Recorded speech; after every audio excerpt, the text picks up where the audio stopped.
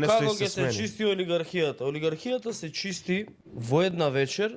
Таа олигархија, тоа не е ни олигархија, овие се далеку од олигархија, овие се уфилмани позери дека се олигарси. Значи уфилмани. Ама тоа се 3-400 луѓе. Тоа се прави во една вечер.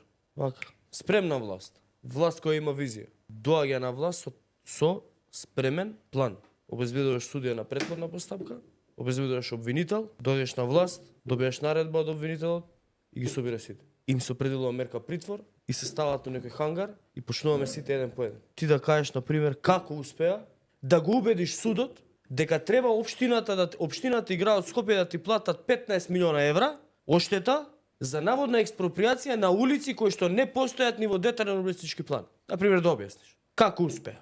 Па ако не ти текну во првите 30 дена, ќе добиеш уште еден притвор од 30 дена. И така ќе стигнеме и до тие кои што ги направиле овие олигарси на наш грб. Пари од овој народ.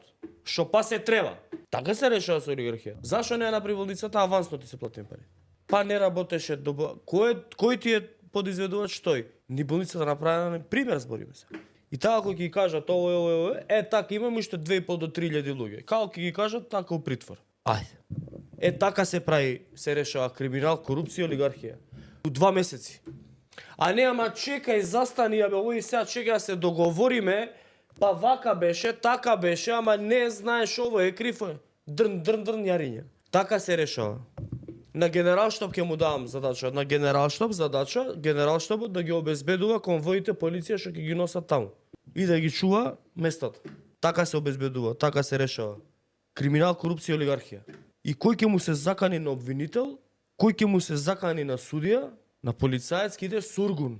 И има уште 2,5-3,000 луѓе низ градови у држава кои што треба да се решаваат со други методи, за нив апсија нема.